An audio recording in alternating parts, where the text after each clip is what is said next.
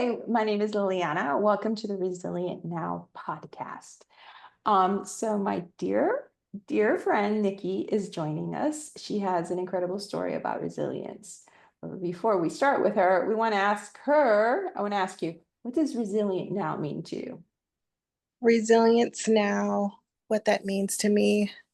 I think for me, it means navigating the new normal that you've had to create, despite of whatever you've gone through. For me, what I've gone through, my grief that I've gone through, my grief journey, just navigating kind of like it's kind of like you've made it through or you're making it through and navigating this new normal that you've had to create for yourself. So I think that's what it means.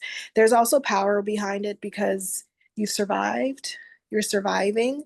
But for resilience now, I think it's just really the process, the process of the journey and the process of creating this new, as I said before, new normal, this new journey that you've kind of had, undiscovered journey that you've had to kind of make your way through. So that's what it means to me.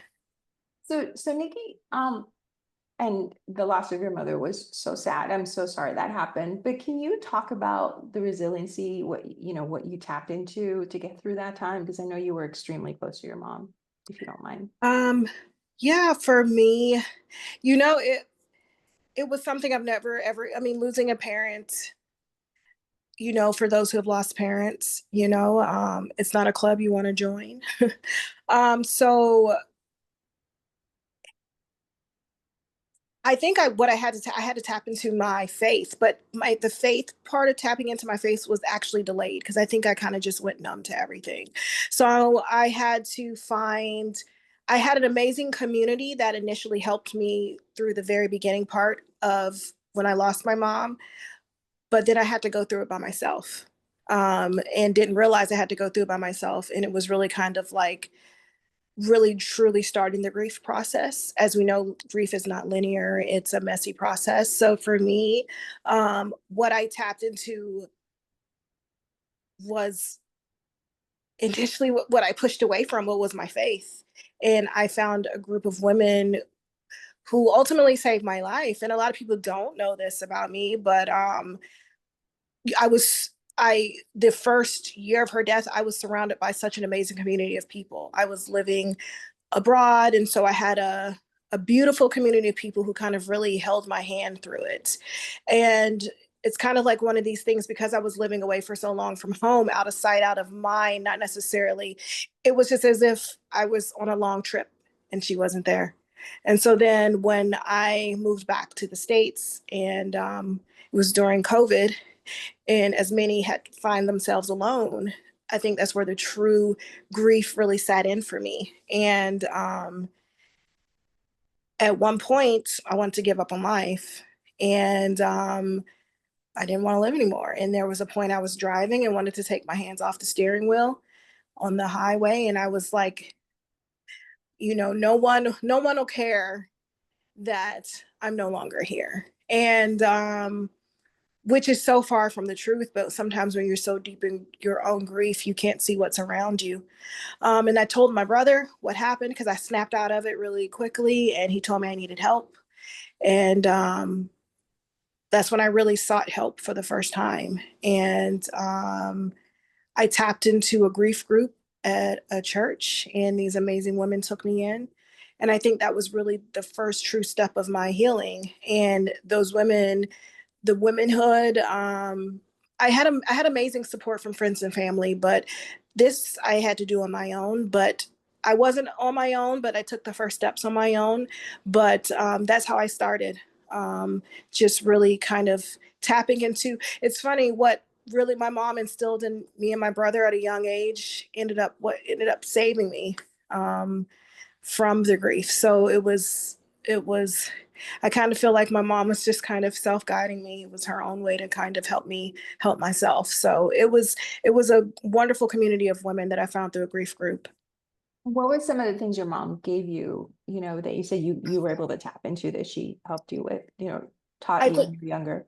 Sure. I think just one of the things for me and faith that God um, is everything, and He is the source of your strength. As I just, the older you get, and I really understand when people say you'll understand when you get older, you can appreciate. You can understand what your parents have gone through. And I will say I have, I'm biased, but the most amazing mother on earth. And but she gave me just a source of faith. And I ended up finding my own journey of faith, but she planted the seeds and made sure to help water that seed. And I say this, her love, her love, it transcends time and space for me. So it's what keeps me going. I feel her love every day. Her love guides me. And it's funny, I feel like little small things, I think she kind of whispers along the way to remind me that she's still here with me. I may not see her, but I know she's here. But I think just her love was so strong that it's what I lean on to this day. Thank you. That's Yes. beautiful. If you could, tell somebody who just lost their mom, like, or, just like today or Mhm. yesterday, what would you tell that person who's going through that enormous pain?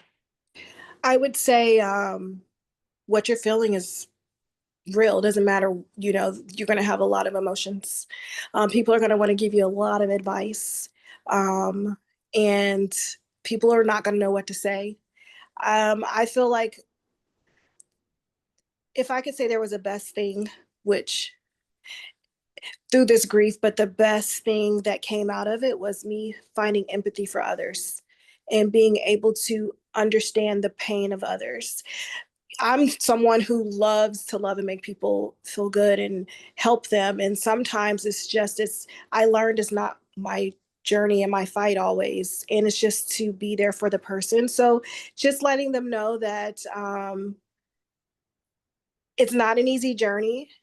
Um, it's one that you will continue to go through on a daily. Um, some days are easier than others, but there is life on the other side.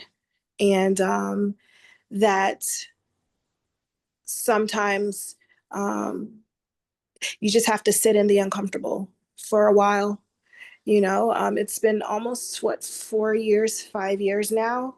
And some days seem like the first day, and other days, it's kind of like it's like the little pebble in your pocket, it's there, but you're able to kind of go on with your day and find the joy in the day. I used to feel guilty about smiling, but I would just tell that person to hold on, and there is life on the other side. And that I would hate when people would tell me it's going to be okay, but it will be okay at some point.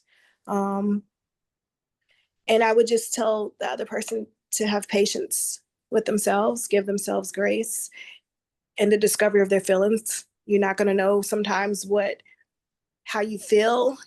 People may ask, what can they do to help? And you may not know, and it's okay. So you just kind of have to be patient with yourself and just know that at some point, um, you will be on the other side of that pain. Yeah, and we just had Mother's Day, and I know I Yeah. got to see you Saturday night. So tell me Yeah. about Mother's Day this year for you, and now that it's your fourth year after her passing, how did that? Um, Mother's Day was a beautiful this year, surprisingly, because I normally just kind of want to block it out. I normally just kind of want to ignore it. I don't like to, I mean, it sounds crazy. I don't like to see people out with their moms, maybe call me selfish, but I don't. It's painful. It's a painful feeling. Um, but I have an amazing community. I have an amazing tribe, and you're part of my tribe. And you've seen me grow from through many chapters in my life. And, it was a beautiful to spend um, the day before Mother's Day with you. You radiate a mother's love.